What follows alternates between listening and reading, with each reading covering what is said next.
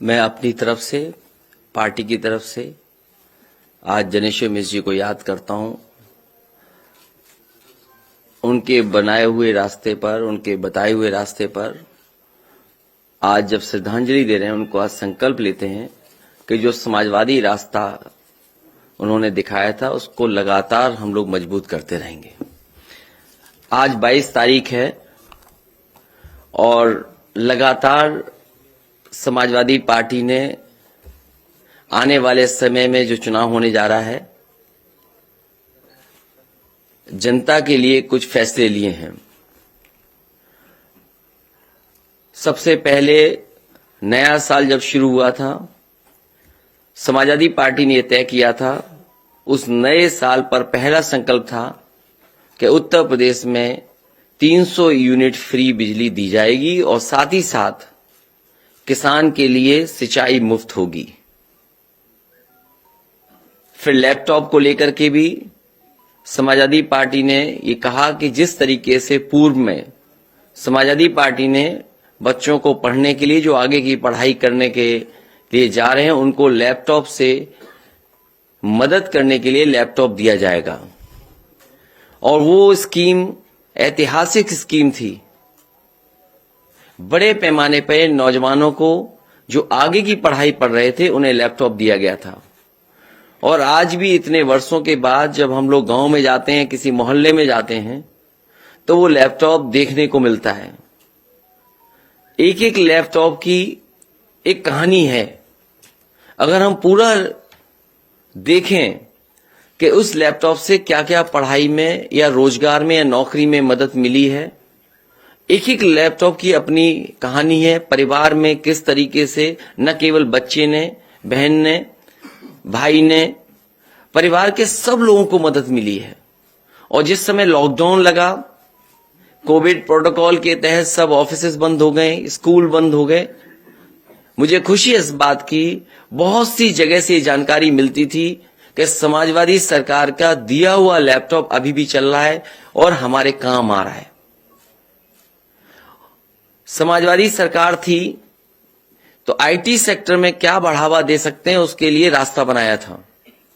चक गजरिया farm में HCL का सबसे पहला इन्वेस्टमेंट आया था और एचसीएल इन्वेस्टमेंट के आने से लखनऊ जैसा शहर आईटी हब के नाम से भी जाना जा सकता था अगर इस काम को और आगे बढ़ाया जाता।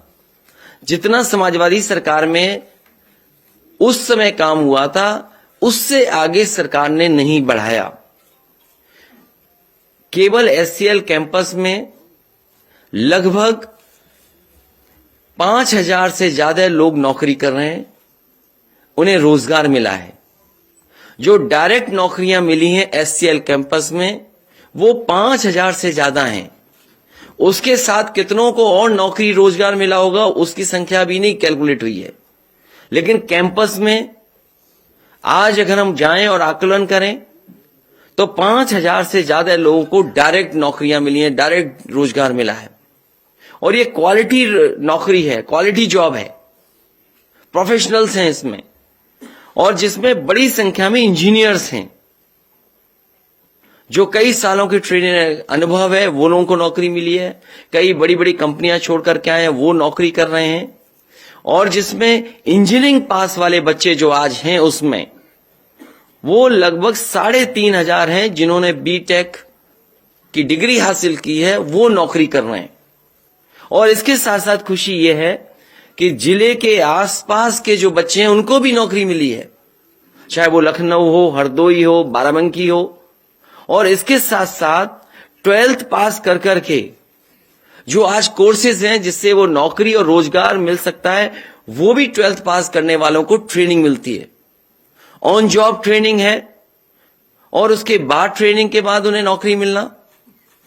ये एचसीएल कैंपस केवल एग्जाम्पल है और मैंने कई और जो उदाहरण भी दिए समाजवादी सरकार में जिसमें नौकरी मिली और रोजगार मिला है लोगों को।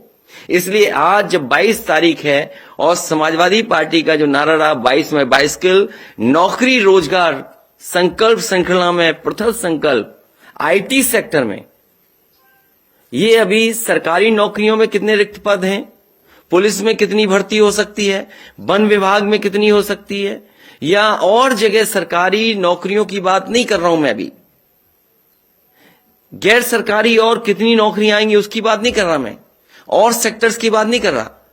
केवल आज आईटी सेक्टर में आने वाले समय में समाजवादी सरकार बनेगी तो उत्तर प्रदेश के नौजवानों को 22 में जब सरकार बनेगी तो 22 लाख नौजवानों को उससे ज्यादा सीधा सीधा रोजगार से जोड़ने का काम और उस तरह के फैसले, उस तरह की पॉलिसी बनाने का काम समाजवादी सरकार में होगा। इसलिए नौकरी और रोजगार संकल्प श्रृंखला में पहला ये है आईटी सेक्टर में कि समाजवादी सरकार बनेगी तो 22 लाख बच्चों को इससे सीधा सीधा कैसे उन्हें नौकरी मिले, रोजगार मिले, उसके लिए सरकार काम करेगी। और जो पार्टी जिस सरकार में 18 लाख से ज्यादा लैपटॉप बांट सकती है तो 22 लाख रोजगार देने में और उस दिशा में काम करने में समाजवादी लोगों को समय नहीं लगेगा। इसलिए 22 का रोजगार के लिए आईटी सेक्टर के लिए केवल पहला संकल्प है कि 22 लाख नौजवानों को जो प्रोफेशनल होंगे, क्वालिटी जॉब होगा, एजुकेशन जो कर करके इंजीनियरिंग करें, उनको नौकरी देने, रोजगार देने का काम समाज सरकार में होगा, उस दिशा में काम करेंगे। पिछले 4.5 साल से मुख्यमंत्री जी बिजली के कारखाने का नाम रट रहे थे, नहीं रट पाए। इसलिए उनके पास जो शब्द हैं जो रटे हैं वही बोल सकते हैं वो।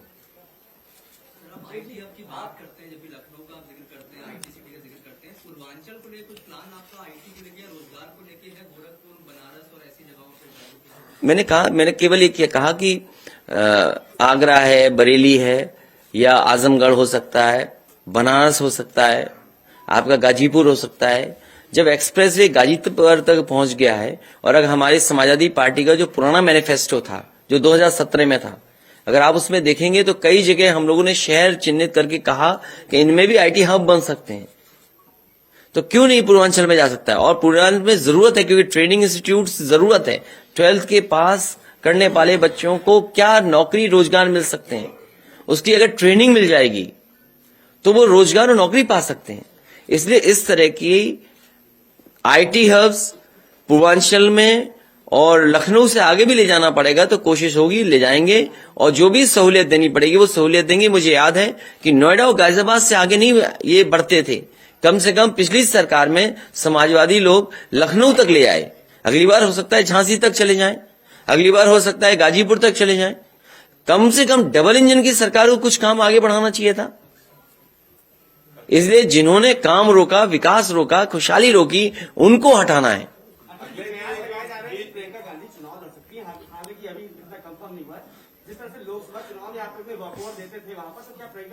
समाजवाद है एक आदमी से एक ही सवाल। नहीं, ये जो आपने अधिकारी हटाने की बात करी कि अभी तक कोई अधिकारी हटे तो कैसे आप समझते हैं निष्पक्ष चुनाव हो पाएगा? और निष्पक्ष की बात यहां तक है कि ये कैसे पता था भारतीय जनता पार्टी को कि उन्हें एलईडी वैन्स की जरूरत पड़ेगी? उन्हें कैसे पता था कि उनके पास ऐसे व्यवस्था हो जहां से वो डायरेक्ट स्पीच दे सकें मिनिस्टर्स के घरों में या उनके संगठन के लोगों में? इसका मतलब उन्हें पहले जानकारी थी, इसीलिए उन्होंने सब तैयारी कर ली थी। ये आरोप हमारा है और केवल अधिकारियों का नहीं, बहुत सारी जानकारी भारतीय जनता पार्टी को पहले ही पता लग जाता है। और हमारी कोशिश होगी और लगातार शिकायत करेंगे कि ऐसे अधिकारी या ऐसे लोग जो बैठे हुए जो भारतीय जनता पार्टी के बनकर के काम कर रहे थे वो हटाए जाएं। बिना उनके निष्पक्ष चुनाव नहीं हो पाएगा। इसलिए मैं देख लेता हूं कि किस तरह का डोर टू डोर कैंपेन, उसके बाद समाजवादी पार्टी भी पूरी तैयार है डोर टू डोर कैंपेन करने के लिए और एक साइकिल चला करके कैंपेन करने का। भाजपा को आगे दिखाया जा रहा है, आपको पीछे दिखाया जा रहा है। चुनाव आचार संहिता लागू है, आपको नहीं लगता कि इस तरह के एग्जिट पोल से समाजवादी पार्टी या जो वोटर्स है उन पर प्रभाव पड़ेगा? देखिए, जो सर्वे दिखाए जा रहे हैं और क्या इससे रिलेटेड कोई शिकायत आप ईसी में करेंगे? जो सर्वे दिखाए जा रहे हैं जिसमें भारतीय जनता पार्टी आगे, उसके बावजूद विधायक कूटे जा रहे हैं, गांव में नहीं घुस पा रहे हैं। जो सर्वे में आगे हैं उनके विधायक कैसे कूटे जा रहे हैं, ये सर्वे में कब आएगा?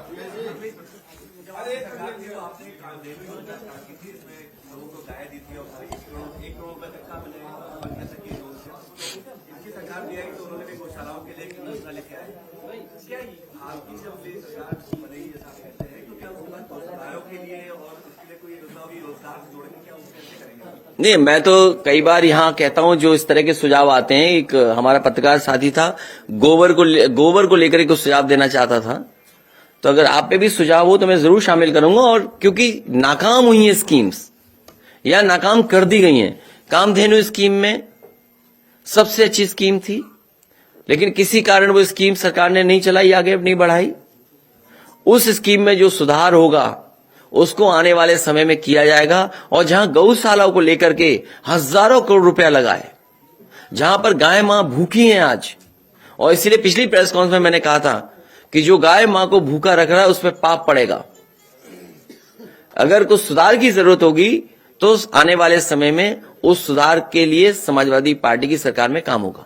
अखिलेश जी, नोएडा में सैमसंग प्लांट लगाया गया था आपकी गवर्नमेंट में, 60,000 वैकेंसी उसमें निकली थी, तो एक बहुत बड़ा वो प्रोजेक्ट था। अगर गवर्नमेंट फॉर्म होती है तो क्या उस तरह की फिर किसी प्रोजेक्ट पे काम? देखिए, बहुत सारे लोग इन्वेस्टमेंट करना चाहते हैं, लेकिन कमाल तो ये है कि डबल इंजन की सरकार ने लाभ ही नहीं उठाया।